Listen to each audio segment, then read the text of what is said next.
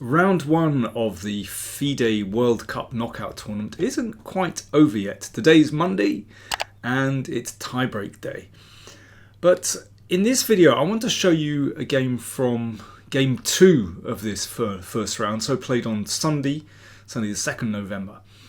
And well, in the first video I showed you some quick checkmates. In this one I want to show you something that's just sublime positional mastery. A very simple game, or seemingly simple, played by Michael Adams, my compatriot, and he was playing a player from Saudi Arabia, rated 2100 something, around 2100, so a big mismatch. But I still think this is a very, very interesting game to look at because it shows Michael Adams' style so well. You know, he does the simple things very well. He puts his pieces on good squares, he doesn't rush things, and he doesn't make too many pawn moves. So I hope you'll enjoy this, and hopefully you'll gain something from this as well. Michael Adams playing white, and he opened with his trusty e4. Michael Adams, been at the top of English chess for decades, became British champion again in the summer. Such a consistent performer. He's 53 years old, and his opponent Adams-Alrehaili from Saudi Arabia is 25 years old. Spanish and d6, so this can lead to pretty sharp positions if both sides want it. I mean, one very interesting variation is for white to take like this, play d4, and then black holds the tension with f6. That can lead to very sharp positions. But Adams plays castles, very sound. Now, those of you who are familiar with Bobby Fischer's 60 Memorable Games, that fantastic book, there's a game in there between Fischer and Geller from Bled 1961 that went bishop g4 and led to a very complicated position, but Bobby won that one very quickly. But knight f6 is, you could say, more classical, more traditional. Rook e1, defending the e-pawn. Now I think the most interesting move for black is to play b5 and then knight a5. And white has to hit out in the centre very quickly. And I mean, there are some very old games with that. But instead, Adams-Alrehaili went for g6, and this is certainly inaccurate. Now, Adams seized on this inaccuracy by playing bishop takes knight and then d4. So essentially white is using the lead in development. Notice no unnecessary pawn moves. I think this is the big theme in this game. If this is taken, then e5 is already very uncomfortable for black's king. You can see that something like this is potentially disastrous. So bishop g4 played, and an exchange on e5. So this is already looking fantastic for white, actually, because if pawn takes pawn, then it's possible just to exchange and then take on e5, winning a pawn with a winning position. So therefore bishop takes knight, queen takes, and d takes e5. Now, objectively, I would say already white has a winning positional advantage. Look at these pawns. Absolutely dreadful. And what that means is that, I mean, the pawns, particularly pawn on c6, is weak in itself, but it's that square in front of the pawns that can be used beautifully by white. So, rapid development again. Bishop g5. Bishop e7, breaking the pin, and knight a3. So that is a beautiful square for the knight, and it's heading into c4 where it looks at the e-pawn, but also it might just turn in that direction towards c6. So this is the problem. Basically that knight on c4 can't be pushed away because of black's damaged pawns. And again, just simple rapid development. Rook d1 threatened, hitting the queen. And then there's going to be a problem with the knight. So knight d7 played. And Mickey, I mean, just plays it very simply actually. Just exchanges on e7 and rook d1. So look at his pawns. This is so typical of his style. If you look at many of Adams's games, you'll find this exact structure where he doesn't move any of the wing pawns and just plays with his pieces. Castles. Now everything is set up. It's time to attack these pawns. So the queen keeps an eye on e5, but also, of course, attacks the pawn on c6. c5, and now the knight comes in. So a little bit more pressure here. And this knight might come here. It might also come back to e3. And rook d5, that's a lovely move. Hitting the pawn on e5, and of course this one as well, but it's the pawn on e5 which is the important one. If the rook is hit, then it comes to d6. That's even worse for black. The c6 pawn is attacked, followed by doubling on the d file, and it looks dreadful. So f6. And that's, of course, solidly defending the pawn on e5. But actually, that's the kind of move that white likes to see, because it actually exposes black's king a little bit as well. So it's a nice move to have provoked. And then the knight goes in, knight a5. So that's a very beautiful square. There's a threat to fork already. Rook e8. And in such positions where your opponent has chronic weaknesses, and these are chronic, you can't really get rid of those weaknesses. I think one very important rule is don't rush with white. Just keep everything nice and secure. And very often you find you don't need to push too hard at the door for it to just break open. So b3, very nice. Just take your time. I mean, I'm sure there was some kind of tactical reason for doing this, probably to do with knight b6 and then stopping knight a4. But it's just a tidy move anyway.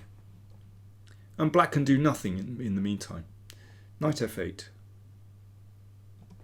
Knight c6. So queen is attacked and white has won a pawn without too much bother. So did black need to give away this pawn? Well, probably yes, because white is about to double on the d-file and it won't be possible to defend because of knight c6.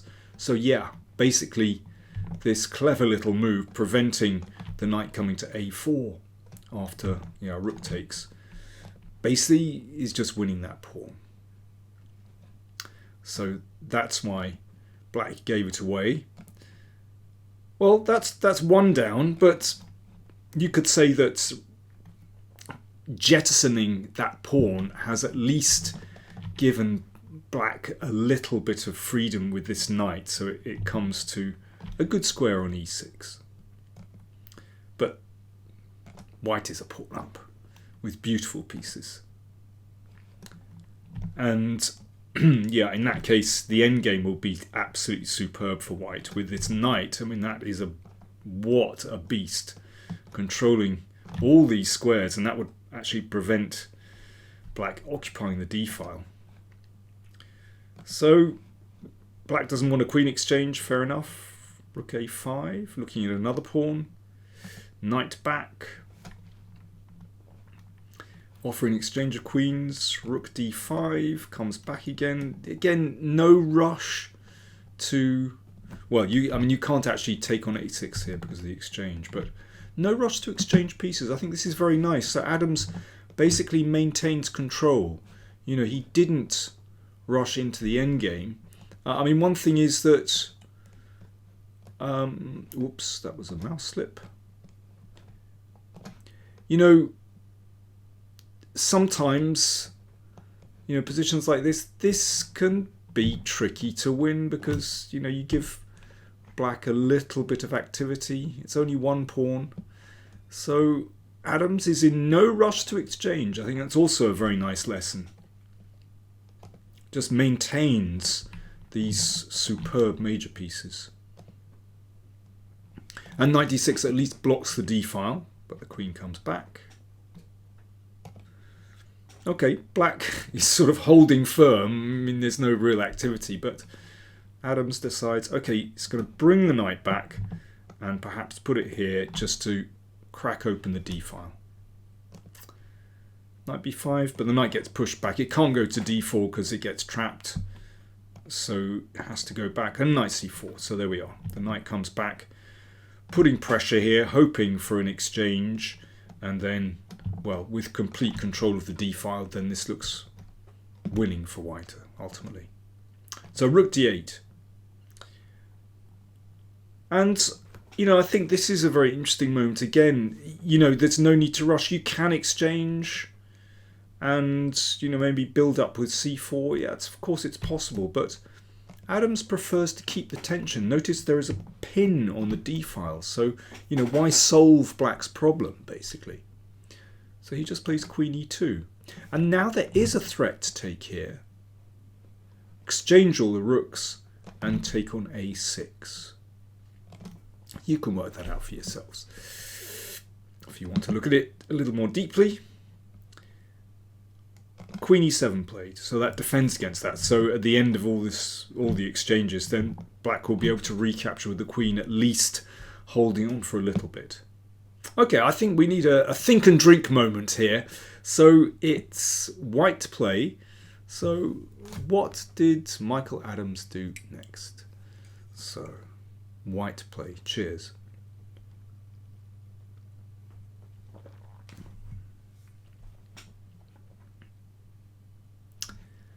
h4. Very nice move. So two things. Gives the king an escape square off the back rank, just in case something happens. There could be some tactic where you need to, I don't know, take on a6 and it means the king is secure on h2. But also, it just opens another front on the king side. So this is actually very annoying for black. Knight b7, so black wants to sort of relieve the pressure on the d-file, but again, no need to exchange, don't rush things. h5, let's continue with the plan. King g7 and queen g4, really nice. There's now a threat to exchange, and after knight takes, then rook takes is possible, and then the rook hangs on e6. That's why black exchanged. You can see that that rook, for the moment, is trapped, and that's why f5 was played, just to give the rook a little bit of freedom. Gives the rook the f6 squared. But now, very nice from Adams. He uses this pawn beautifully. h6 check. So of course, if that's taken, then queen h3, and it's possible to take the rook. So the king has to go back, but then that's a beautiful pawn on h6. And he just moved the queen back. Very simple. And here black resigned. Why did he resign? Well, next move is forced. That's rook f6. And then knight takes d5 wins a second pawn. Really nice. And this rook is still horribly offside. Rook e1 would follow with some very nasty threats, and yeah, it's a winning position for white. 2 pawns up with completely dominating position. More to come, basically. You know what I love about this game is that just by making simple, strong moves, maintaining the tension, Adams won this game seemingly very, very simply, but there were certain moments where, I think he played just some beautiful chess. So this is the start of it. All the pieces on good squares. Minimal pawn moves. That's important. It's all with the pieces. And then situations like this, where he didn't rush into exchanges too quickly. Rook d5, maintaining the tension. And again, this position, he didn't rush into exchanges. Again, maintain the tension. And then this one was just the straw that broke the camel's back. He just tipped black over. Just that little bit of pressure was, in the end, too much for black. And without shaking the tree too hard, basically, black just collapsed. Beautiful game. Now, Michael Adams' reward for that is that he goes through to the next round and plays against Ivan Cheparinov. So not an easy one. He's been at the top of Bulgarian chess for many years, and that's going to be an interesting contest. Anyway, we shall watch out for that and see what happens.